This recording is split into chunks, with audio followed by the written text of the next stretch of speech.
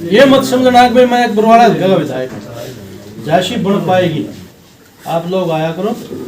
कोई भी नाली का, खोड़े का, कोई टेलीफोन का, नहर का कोई काम है, तुरंत उसी टाइम मतलब जो है इन पता जो ये हमारे हैं तो होने वाला जो उसी टाइम कराएंगे। सभी लोग आया, आपकी जिम्मेदारी बनती है गांव के काम करवाएं।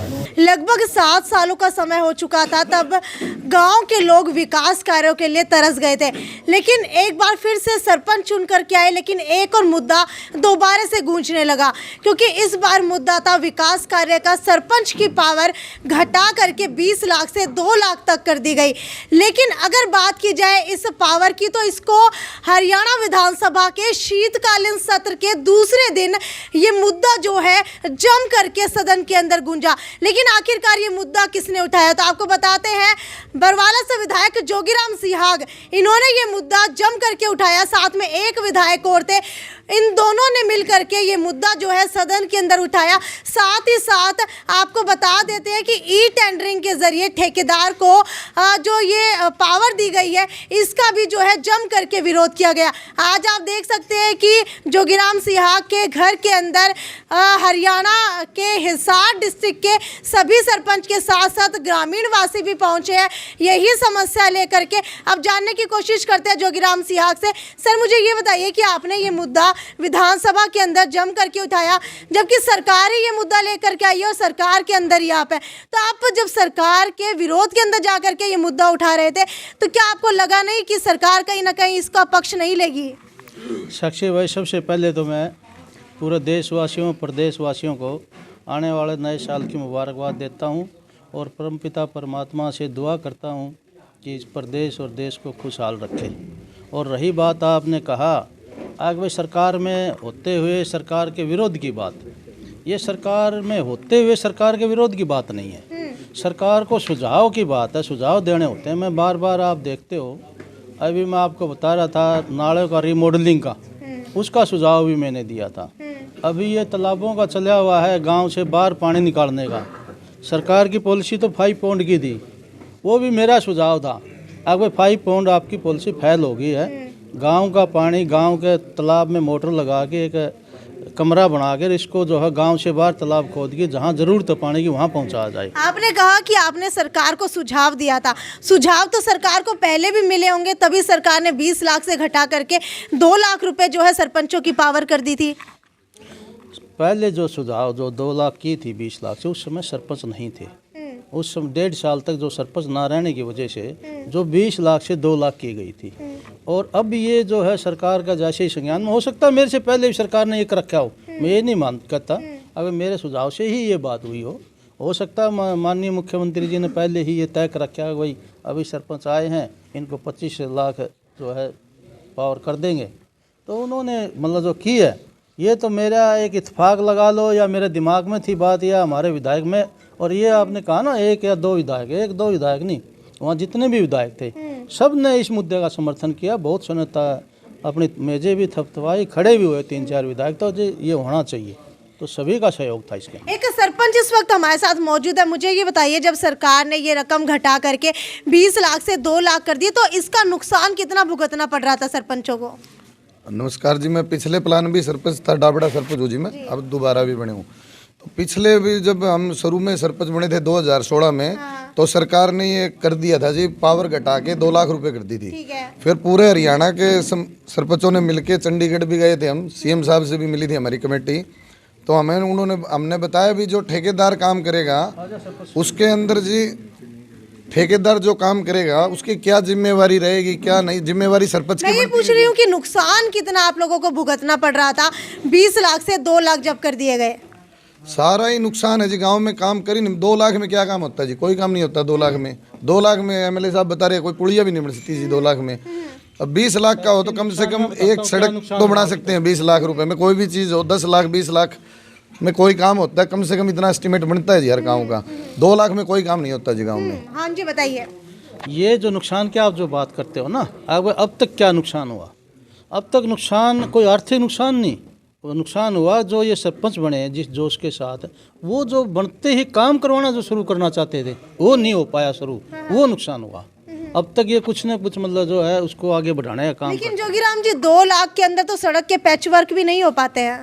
पैच वर्क तो कहाँ होंगे 2 लाख में? 2 लाख में तो नाली कौन बनती 2 घरों की, कहाँ से होंगे? तो लेकिन ये मुख्यमंत्री का संज्ञान में था, सरकार का संज्ञान में था, तभी 25 लाख की हुई है। सरकार कह रही है कि उन्होंने सरपंच की पावर बढ़ाई है 20 लाख से 25 लाख करके। तो ये 20 लाख से 25 लाख कैसे हुआ जब ई टेंडरिंग के जरिए ठेकेदार के टेंडर के थ्रू जो है सारे विकास कार्य करवाने पड़ेंगे? ऐसे ई टेंडरिंग की नहीं, अभी आएगा सर्कुलेशन आएगा कैसे होएगी 25 लाख रुपए की।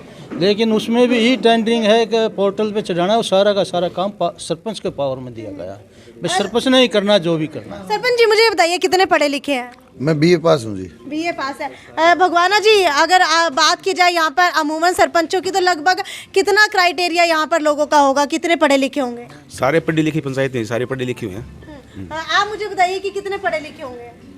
लगभग +2 अब ही हैं सभी के सभी। प्लस 2 जी। तो आपको लगता है कि जो ई टेंडरिंग सरकार लेकर के आई है और पोर्टल के ऊपर चढ़ाने की बातें की जा रही है, इतने सक्षम होंगे सरपंच कि पोर्टल के ऊपर खुद चढ़ा देंगे?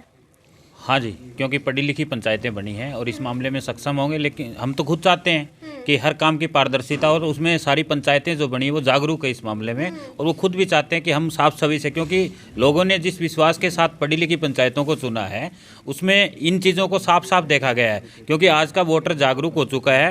पहले वाली बात नहीं रही कि मतलब बंदे का करैक्टर देखते थे और देखते थे। आज लोग ये की चीज़ देखते हैं कि युवा जोश, युवा और मतलब पढ़े लिखे देखते हैं कि वो आपकी बात को कैसे उठा सकते हैं आगे जाकर। जय भगवान जी मुझे ये बताइए, लगातार लघु सचिवालय के सामने से आते होंगे, गंगवा से जब भी आते होंगे देखते होंगे रोज धरना प्रदर्शन वहां पर होते हैं और ठेकेदार के ऊपर इल्जाम अक्सर लगाते हुए लोग दिखाई देते हैं। आपको लगता है ई टेंडरिंग के जरिए जो ठेकेदार को टेंडर दिए जाएंगे वो सरपंचों की सुनेंगे? कोई नहीं सुनेगा जी, कोई एक भी ठेकेदार नहीं सुनेगा किसी भी सरपंच की। अपना काम किया और चला गया। जोगीराम जी आपको क्या लग रहा है कि जो ये ई टेंडरिंग सरकार लेकर के आई है, क्या उसके अंदर ठेकेदार सरपंचों की सुनेंगे? ऐसे सरपंचों की तो सुननी पड़ेगी। ई टेंडरिंग और चाहे कोई भी हो, सरपंच से बाहर गांव में जो है कुछ नहीं कर सकते। मुख्यमंत्री को भी सरपंच से प्रस्ताव लेना पड़ता है जी।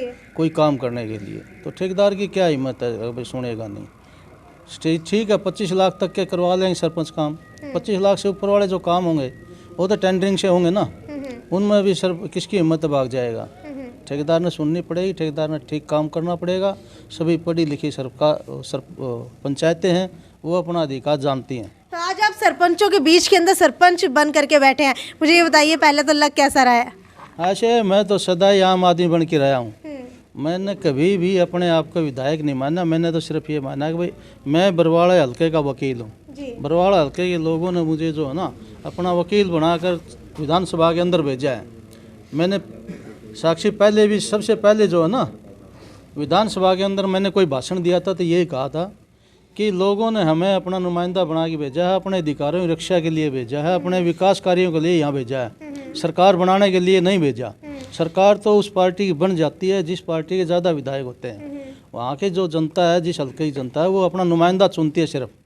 तो उसका एक ही फर्ज बनता है कि वो अपने हल्के की जनता के हकों की लड़ाई लड़े, अपने हल्के के विकास की लड़ाई लड़े। आप हल्के के विकास कार्यों की बात करें, अक्सर विधायक जो है अपने ही हल्के के विकास कार्यों तक सीमित रहते हैं, लेकिन आपको अक्सर देखा जाता है कि हिसार डिस्ट्रिक्ट के जितने भी कार्य होते हैं आप उनके अंदर भी बढ़ चढ़ के भाग लेते हैं। तो क्या बरवाला से हट करके आप हिसार की ओर भी रुख कर रहे हैं अब? नहीं, बरवाड़ा हटके नहीं, मैं पूरा हरियाणा की देखता हूँ। वही जो बहुत सी चीज़ें ऐसी हैं वो पॉलिसी का मैटर होता है, उसमें मेरा बरवाड़ा हल्का भी तभी सर्वाइव कर पाएगा ना जब पॉलिसी ठीक होगी। तो ये आज आप देख रहे हो जो सरपंचों वाली है, इसमें ये पॉलिसी है, ये सरपंचों को सबको पूरा प्रदेश को मिलेगा तभी मेरे हल्के को मिलेगा। इसी तरह मैं अभी आपको बता रहा था रिमॉडलिंग का, तो बहुत सी चीज़ें ऐसी हैं जो पॉलिसी मैटर होते हैं, वो पूरा प्रदेश का मुद्दा उठाना पड़ता है। तो अभी आपने कहा था कि अगर किसी को कोई भी समस्या हो तो सिर्फ बरवाला हल्के के लोग ही मेरे पास ना आए, कि पूरे डिस्ट्रिक्ट के लोग जो है वो भी मेरे पास आ सकते हैं। तो अक्सर जो लोग यहाँ पर आते हैं आप उनकी समस्या किस तरह से सुनते हैं? आपने मेरे शायद 2-3 बार तो आप यहाँ आ लिए होंगे, देखते होंगे। जो मौके पे होने वाली है मैं मौके पे टेलीफोन करता हूँ, बाद में होने वाली है मैं बाद में करता हूँ, जो नहीं होने वाली है उसको मैं स्पष्ट कह देता हूँ ये होने वाली नहीं है। जो प्रयास करने वाले हैं उनको मैं कहता हूँ इसका प्रयास करूँगा, मेरा काम करने का तरीका। सरपंच जी मुझे ये बताइए कि विधानसभा के अंदर ये मुद्दा जम करके गूंज तो गया, 20 लाख से घटा करके 2 लाख कर दी गई थी, लेकिन जम करके गूंजने के बाद क्या लगता है अब दोबारा से 20-25 लाख हो जाएगा? बिल्कुल होगी जी, नहीं होगी तो हम पूरे हरियाणा लेवल पे आंदोलन करेंगे सरपंच भाई सारे मिलके जी, और उसका पूरा जोर विरोध करेंगे। पहले भी पिछली बार भी मैं बता रहा था आपको, पिछली बार भी हमने विरोध किया था, अब उससे बढ़ चढ़ कर विरोध करेंगे और अपने हक लेके रहेंगे जी। जोगीराम जी, सदन के अंदर ये मामला गूंजा, लेकिन अभी भी ये स्पष्ट नहीं हो पाया है कि जो सरपंचों की पावर बढ़ाई जाएगी वो 25 लाख जो बात आप कह रहे हैं और मुख्यमंत्री जी कह रहे हैं, तो क्या वो अभी तक ई टेंडरिंग तक ही सीमित है?